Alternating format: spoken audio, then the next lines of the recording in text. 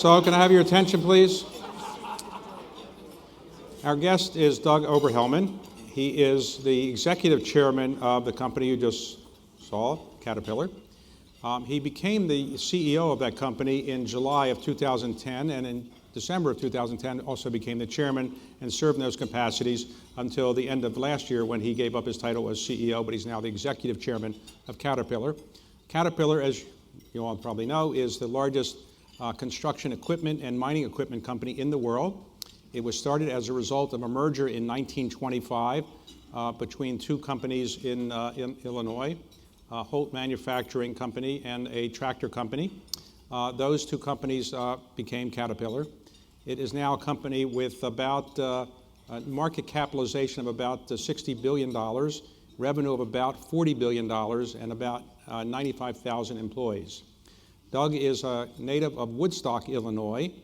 He went to college there in Illinois, Millikan College and Millikan University, and then he graduated in 1975 and then immediately joined Caterpillar and worked his way up over the years to a number of positions. He served in Japan, he served as CFO, and as I said, became the CEO in 2010. During his tenure as CEO, the stock rose by 54%, which is pretty good. And he also has served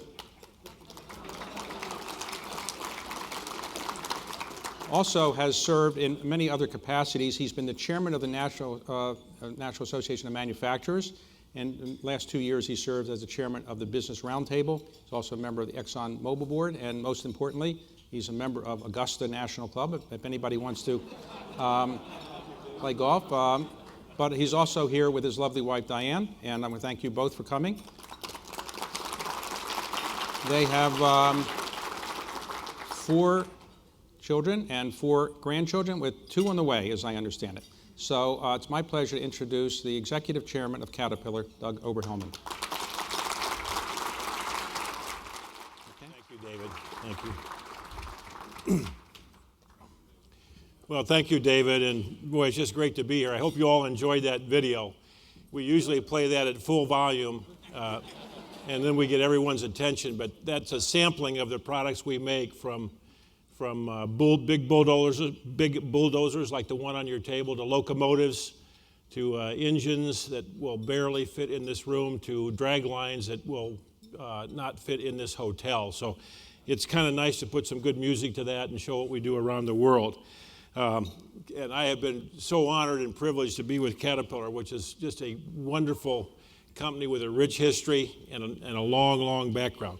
That D8T on your table is one of the most famous tractors. Most people recognize that from the John Wayne movies because that's what he ran when he put out the fires.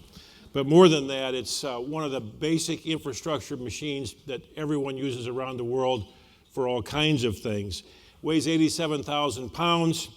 List price is about $700,000, but we've been a little slow. So anyone that would come up this evening with an order, I will make sure you get a very good price and have one in your garage in the next few days. I do thank you, though, for the opportunity to be your first speaker of this year and to welcome a new administration and a new Congress as well, which is new across the board. I don't have to tell you about that. I've spoken to Detroit and Chicago economic clubs over the years, and it's an honor to speak here to this very influential group here at the Washington Economic Club. I like talking with economic clubs because, in my view, a strong national economy is the foundation for everything we do and are provided for in life. Think about it. To meet our most basic needs requires economic survival at a minimum. And the more economic growth, the better living standards for all, no matter where you are on the spectrum. So a country with a solid economic footing, with a sound education system, with opportunity for income growth, where investment and innovation flourish, is always more stable and secure. It's a country where everyone has freedom to gain skills, change jobs, make more money, and believe in a better future. But the U.S. economy hasn't been growing fast enough to provide that freedom. And why is that? We can point to specific policies and regulations, and there are many reasons. And I also think, though, as a nation, we're still feeling a malaise that dates back to 2000, even before the terrorist attacks of 9/11 and the Great Recession 7 years later. Today, we're politically divided and antagonistic towards those that don't share our views. Many have accepted slow growth with fewer opportunities as the new normal, because that's the way it's been for so long. The source of this is more than just policies. We've lost our national optimism, our belief that it can be done. We just can't seem to get together and get our country and our government together and moving. I'm retiring after 41 years of Caterpillar. David, thanks for that wonderful introduction. And during my career, I've lived in Asia, South America, North America, and traveled the world. And I've been lucky enough to visit almost 70 countries during that period of time. I've seen my share of broken governments and broken countries, and I'm always grateful to come home. The U.S. is not broken, not at all. And of course, we can do better. We always can, and we should always try. But as I said, our current period of discontent started around 2000. Remember, the Twin Towers fell only 9 months after the wrenching Bush-Gore recount. And from that election, we probably never really healed. And if we had healed, this last election ripped the wounds wide open again. So what do we need? My solution isn't revolutionary. It's pretty basic. I think we start coming together again through economic growth and strength. At the risk of showing my age, I remember well President Kennedy and also Ronald Reagan saying that the rising tide lifts all boats. A strong economy lifts red boats, blue boats, progressive boats, conservative and independent boats, and all boats. An economy growing by more than 2 to 3% a year consistently can lift people and families all across the United States. I'm a child of the protests and discord of the Vietnam era, and I remember it only too well, very well. And by the amount of some of the gray hair in the room, I would say I'm not the only one that would remember that period. And I remember saying and hearing, and my dad saying, and everybody talking about in the newspapers, that our country would never be the same. We would never recover. It was over for the United States. But we did, and look what happened since the mid-'70s. It's a lesson for today. We've come together before, and with some help, we can do it again. Robust economic growth seems to me a practical step towards solving our national discontent. So I want to offer a few ideas to get there. Not only am I retiring from Caterpillar, I'm retiring from my position as chairman of the Business Roundtable. The BRT chose a more than worthy successor in Jamie Dimon, who will represent BRT here in Washington and beyond very, very well. The Roundtable is unique among Washington trade associations in that our members are the CEOs and only the CEOs of our nation's leading mature global and publicly traded companies. We have combined $6 trillion in annual revenues and nearly 15 million employees.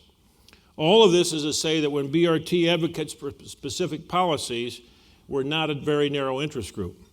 We're supporting multiple industries and millions of employees and their families, suppliers, customers, you name it. We're not even bipartisan. We're not even bipartisan. Actually, we're nonpartisan. What we want is broad-based economic growth. And we'll work with President Trump just as we work with President Obama and President Bush and President Clinton to help get that done. You won't be surprised that BRT wants to see tax reform with more competitive rates and international tax rules to promote growth and investment. We'd like to see smart, more effective regulations. We believe regulation is absolutely necessary and that we can safeguard our people and our environment without also sacrificing competitive advantage. BRT's argument against oppressive regulation is not new. The fact that people seem to be listening to it, however, is new. BRT members also support opening and expanding markets through trade. Because of our location, the United States is like an island, albeit a powerful one. We need markets for our foreign exports.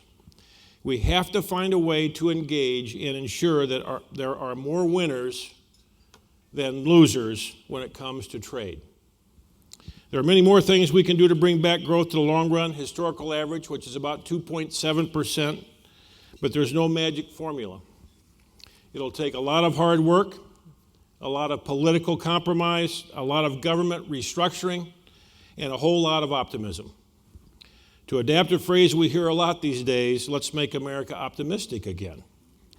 If we pull together, our potential is unlimited, and we can create an economy where every boat is really lifted for all of us. I thank you for the comments, and David, you and I will go at it. Thank you. Thank you.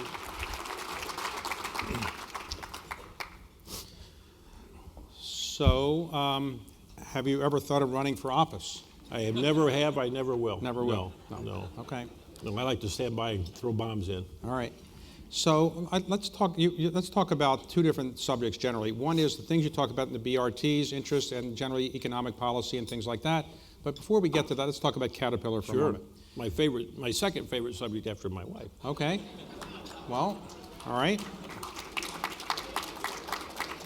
So when I was growing up, I would see caterpillars on the ground a lot, and they were really soft and squishy animals, and they didn't seem really robust. Why would you name a company that makes strong equipment after a little squishy animal like that? Why would you do that? Well, you know, I hope they were black and yellow caterpillars that you saw, but Yes. I could ask you the same about Carlisle. All right. Okay. But I won't. Well, we're named after But something actually, that's a nice hotel. It's a nice hotel, but actually it's a great Caterpillar story. 1904, Thanksgiving Day, the CEO of one of our predecessor companies, the whole company that you mentioned, was out in the mud in California trying out this new experimental design of an oval track around his tractor.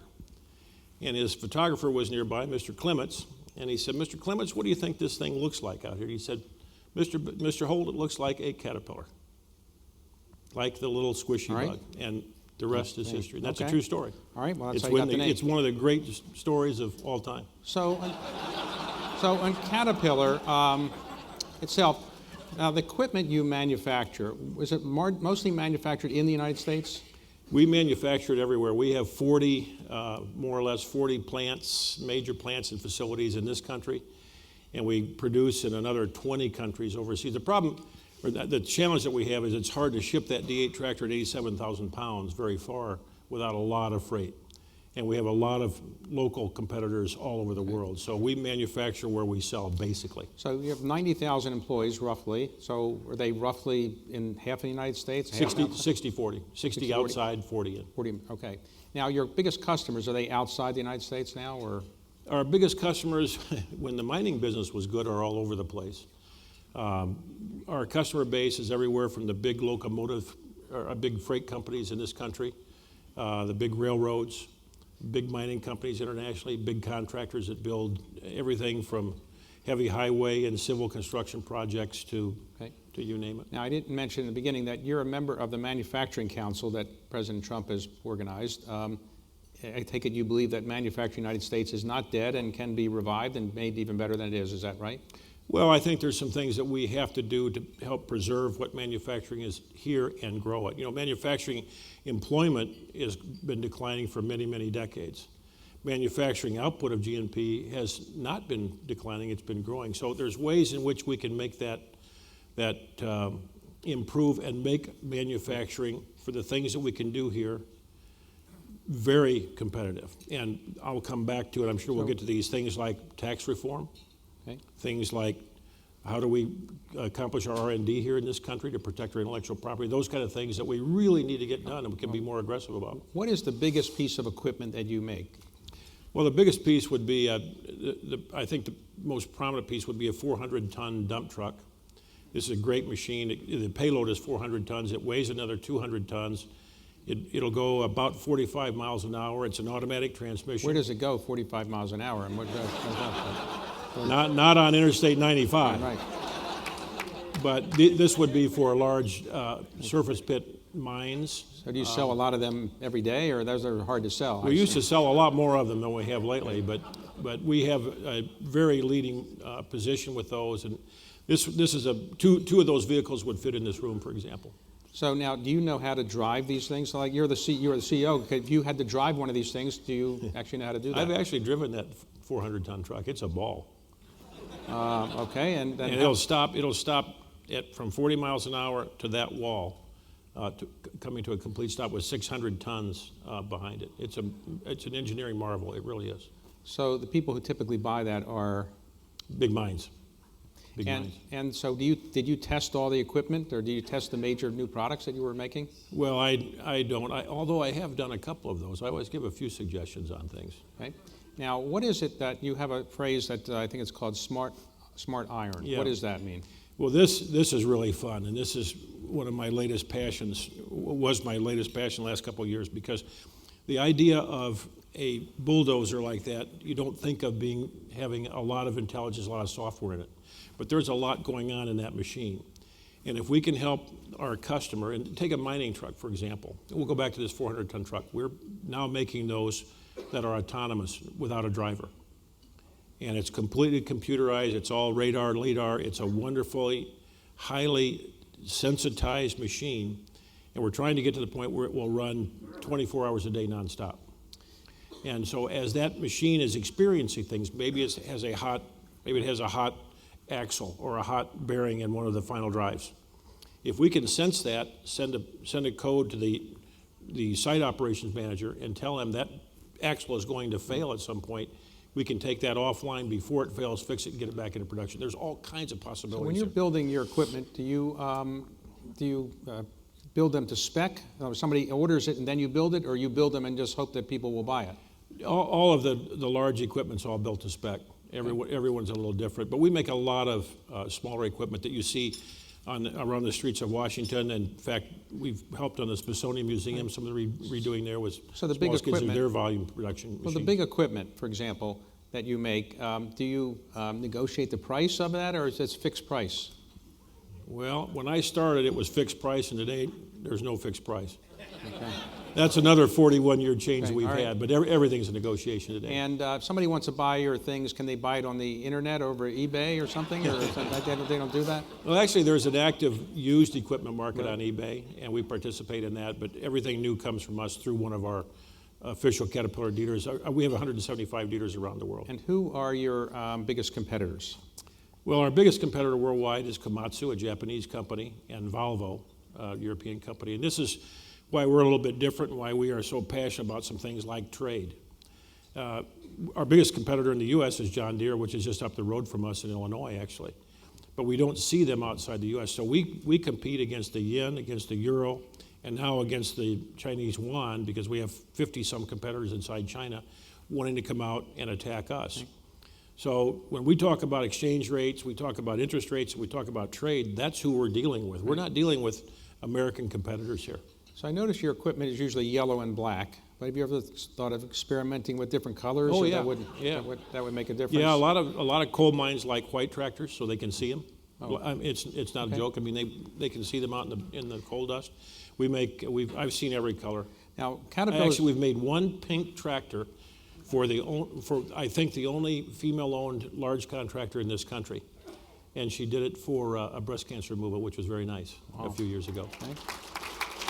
So now Caterpillar's revenues are down for 4 straight years. Yeah. And I assume, is that because of the mining decline, or what was the reason your revenues were down? We got hit with mining, which collapsed. And I'll give you a statistic well known to our industry. At the peak in 2012, we were selling these large mining trucks, 250-ton trucks and up, at the rate of about 1,700 a year. Last year, we sold less than 90. And the market just collapsed with mining. Now it's showing signs, and my good friend over here, Hal, knows that we're kind of seeing some shoots here come up, but we got hit with that. We got hit with an oil drop of 110, whatever it was, 100 to 30. Gas went down. Right. So we got caught up in a number of markets simultaneously, which we had never really, it hadn't happened to us before. We hadn't planned for that. We usually plan for cycles, but not simultaneous disastrous cycles like that. So like on these construction sites that have your equipment, let's say, Can anybody come in at night and steal one of these things and drive away with it? Or it's hard to kind of do that, right? Yeah, it's pretty difficult. Although the smaller things we do see incidents of that. With rubber tires, we can drive it from a job site here in K Street to G Street and load it on a truck and take it. But it's not prevalent. We don't have that problem.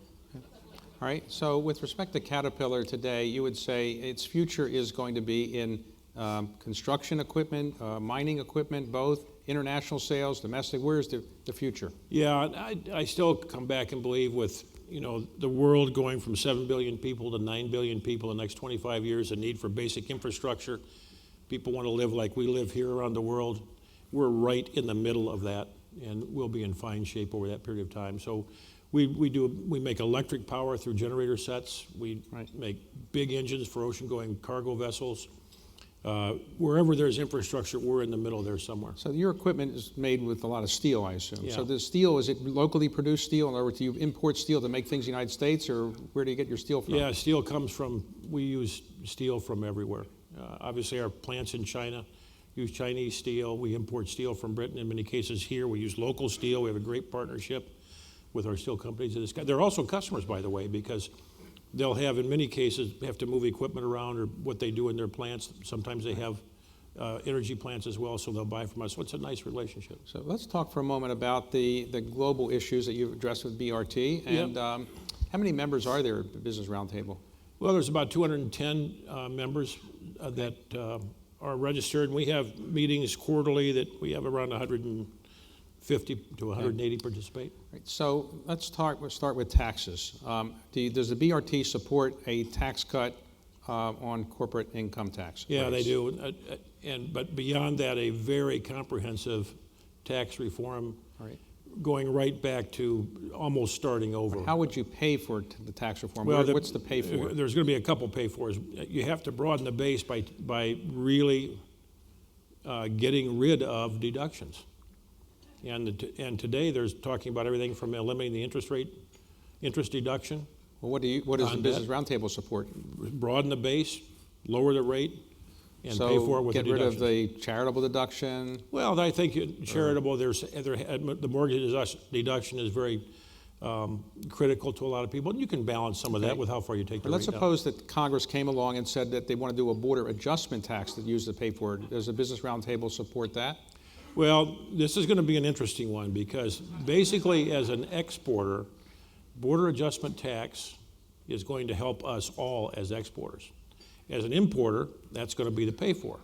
And there's a whole other coalition that imports that will line up and have a discussion on So do you think it's realistic that a border adjustment tax can get through the Congress? I think it's going to be very difficult to see that, but it would be very good for Caterpillar and very good for exporters.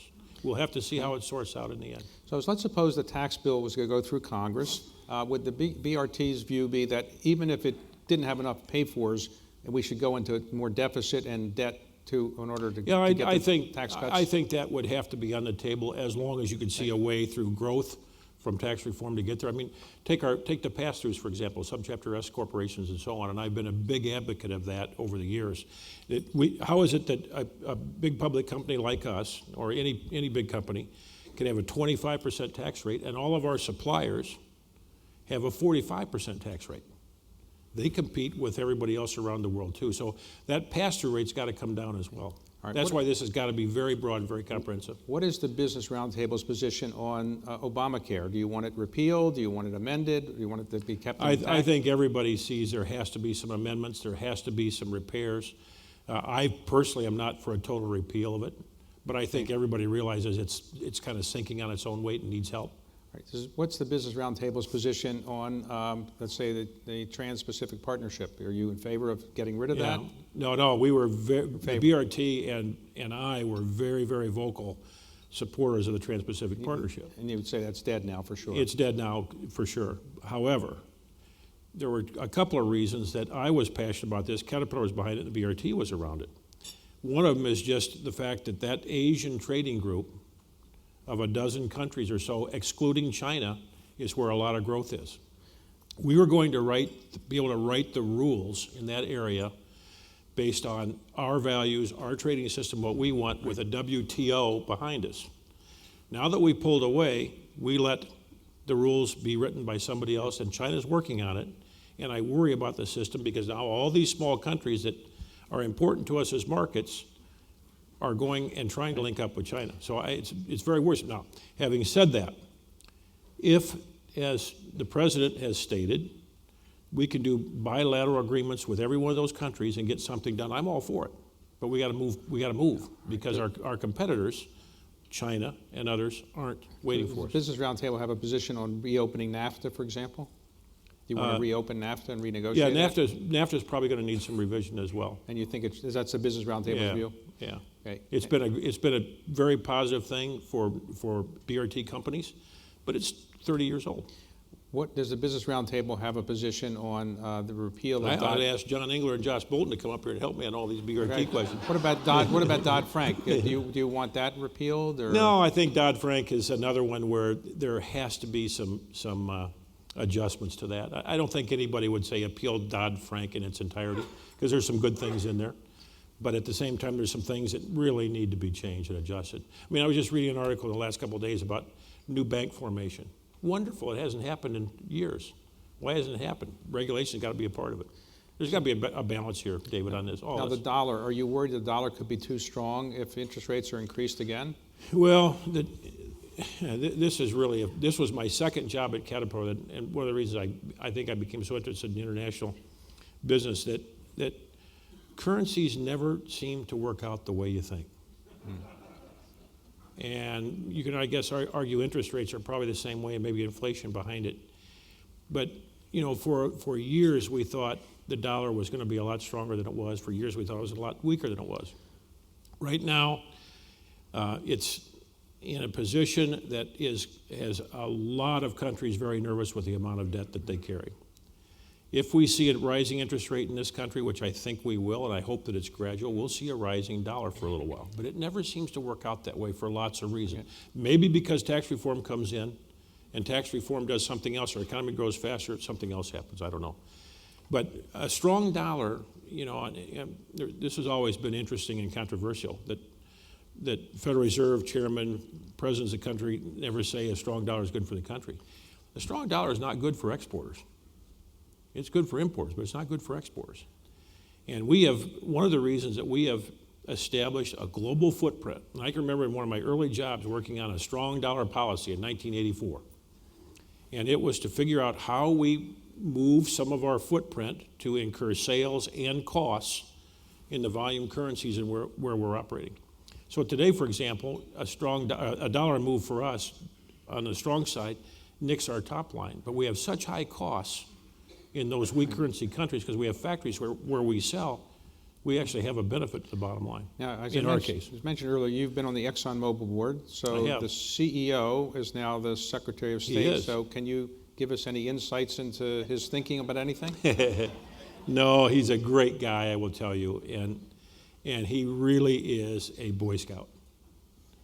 And that is so true, and he's a great friend, and I think for him at this stage in life to take this on is a remarkable endeavor. So when he called we all should thank him for that. So when he called the board and said, I met Donald Trump and he wanted to make me offer a Secretary of State, what did the board say? They said, we'd rather have you stay, or what did they say? We patted him on the back, wished him well, and whatever we can do to help, we'll help you. Okay. It was unanimous. It's a wonderful thing for Exxon. All right. And for our country. So let's talk about the business community and Capitol Hill. When you go to meet members of on Capitol Hill, do they understand the business issues you're talking about? Generally. Generally. How long does it take to get to generally? Well, I have learned over the years that unfortunately you have to figure out the soundbite and talk in sound bites. But you know, to their defense, they're getting hit every 15 minutes with another thing they don't know anything about. And no, from their constituents, it's everything's new, and so I defend that a little bit. I wouldn't want to do it. It's a tough job to balance all this, but to understand international tax reform, it's a hard one for the tax accountants to understand and explain. So this is tough stuff. Governing's tough stuff. So are you a tweeter, by the way? No, I don't. I'm not a tweeter. You don't do that. And so when you're communicating with all your employees, you typically use emails, or how do you? We have an internal, very sophisticated social media function, but it doesn't go external for me. And so I'm not even on Facebook. So you're a member of the Manufacturing Council, Mm-hmm. and presumably you'll have a meeting with the president at some point. What if he said, Doug, I need some advice? What are the one or two things I most need to do to improve manufacturing? What would you say? Tax reform, top of the list. Absolutely got to get it done fast. And this is amazing because the National Association of Manufacturers, which is a wonderful organization, annually does a survey of all of the elected senators and congressmen of how they vote for manufacturing. And every senator and every congressman in this country loves manufacturing jobs. But I would direct you to the NAM website and go through that and find out how many of our congressmen vote against things to help manufacturing. It's an eye-opener. It's an eye-opener.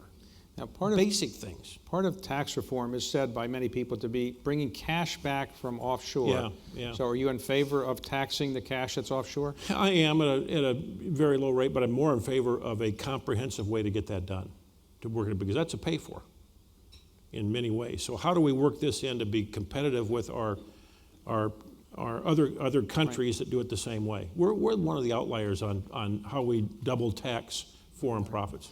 So the Democrats have generally in Capitol Hill said we ought You're to going to go this way, David? spend some money on infrastructure. Republicans have said we don't want to borrow money for infrastructure. The president said he's going to do something to enhance infrastructure. Do you think we should do more on infrastructure, and how would you pay for all the infrastructure? Yeah, well, all of the above.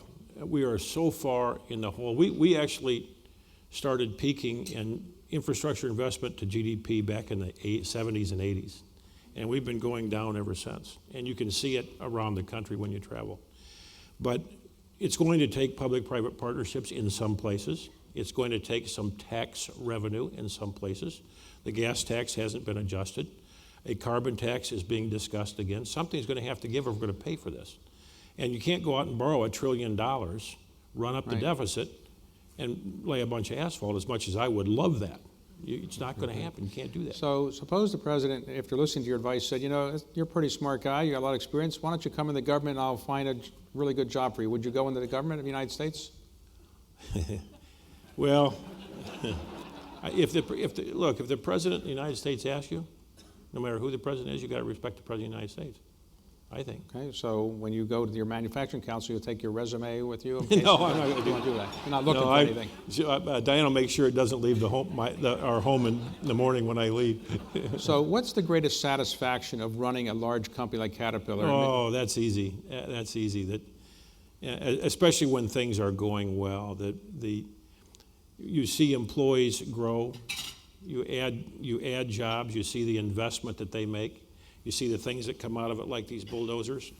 And the tractor that I would show you from 1975 when I began looks nothing like that one, but it does the same thing. But it's a lot more efficient today. There's no harmful exhaust that comes out of that engine today. It's cleaner than a gasoline engine. It's remarkable. I would say visiting with customers to hear what they do. I had a wonderful visit to Burj in Dubai.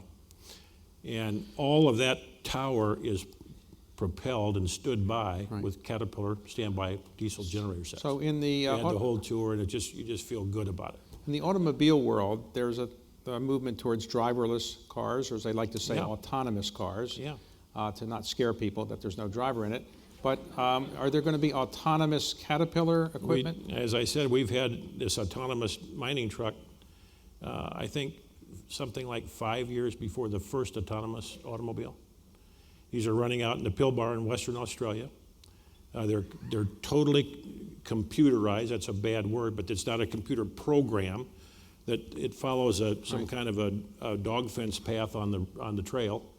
It can sense what's ahead of it. It's very efficient. Now, just a quick story. We were there a couple years ago, and we had one half the mine is a manned operation, and the other is autonomous. And part of mining, this was iron ore, part of it is you remove the overburden, you have to move it somewhere. So you load it in these trucks, it goes over the truck's dump, and they go back and forth 24 hours a day. So we watched on the one side of the mine, we're up in a high spot, the manned dumps, and where they dumped, it looked like kind of, dumps here and there. The unmanned site, the autonomous site, was a perfect checkerboard. And that means a lot more efficiency because that thing pulls up, dumps, and goes. And it's really interesting, and that's taking an awful lot of making a lot of productivity for our customers. So have you ever thought in the mining world that you could say to somebody, gold mining company, we'll let you use our equipment, but we want some of the profits of the gold if you discover it? You never wanted to do that? They don't let you do that? We haven't quite had the courage to bring that up yet.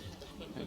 But like, take cars. In the car world, they have classic cars and they have conventions of them and they show them off and so forth. Is there classic cat equipment kind of shows? There's a passionate group of antique Caterpillar machine owners. Jeez. And I would be the youngest, you and I would be the youngest in that group by about 20 years.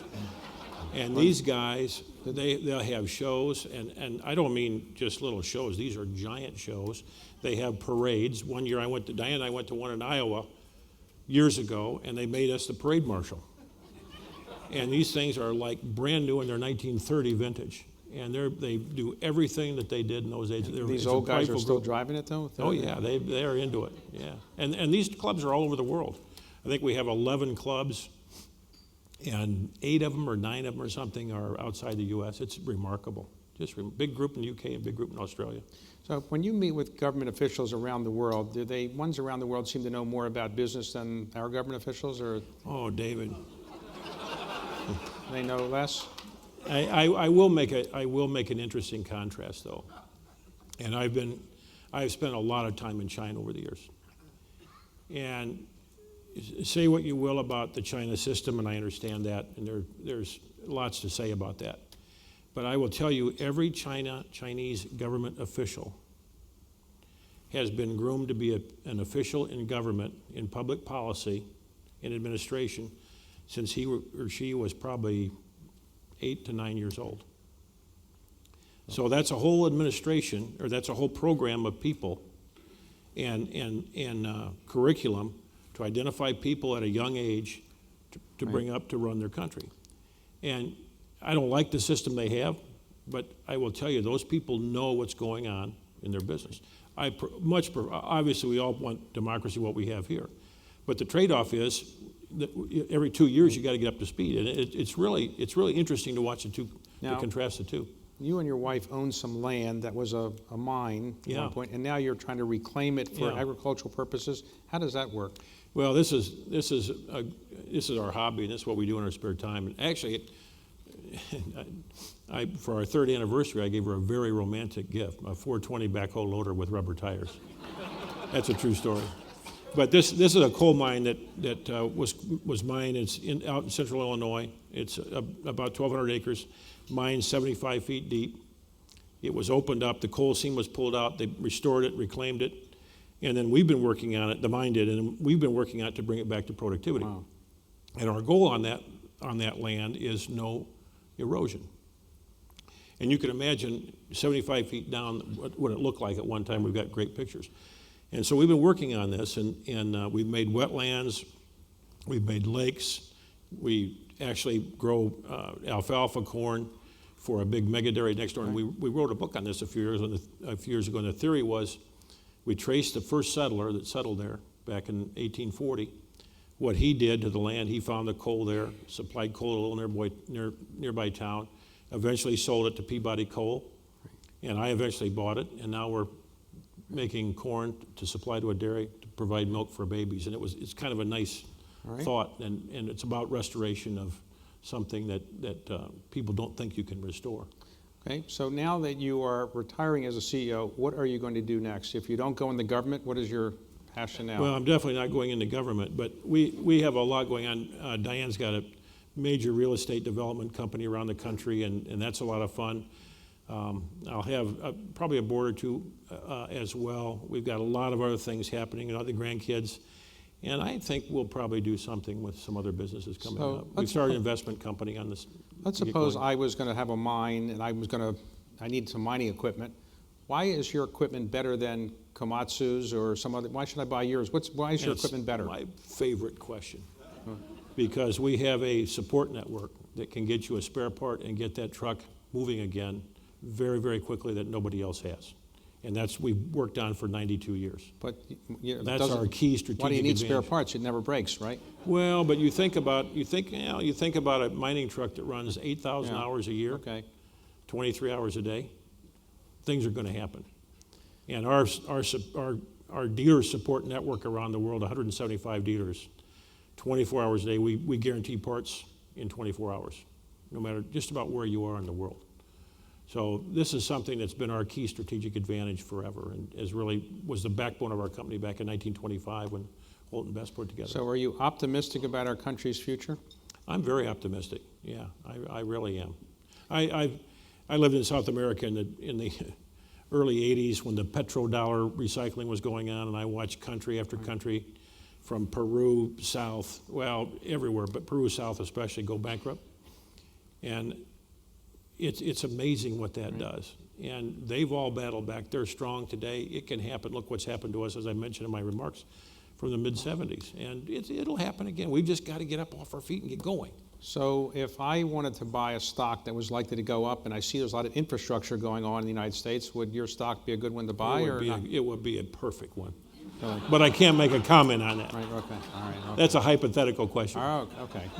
So, well, I want to thank you very much for giving us a tour of what Caterpillar's about and the BRT. Great, David. Thank very you. much. Well I done. have a gift for you.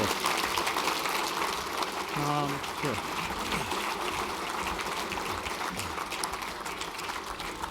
All right. And I've got- Okay, we'll exchange gifts. For your own closet. All right, okay. Thank you. Thank you very much. Very nice. Thank you. Thank you. Thank Thank you you very David. much. Well done. Thank you. Thank you.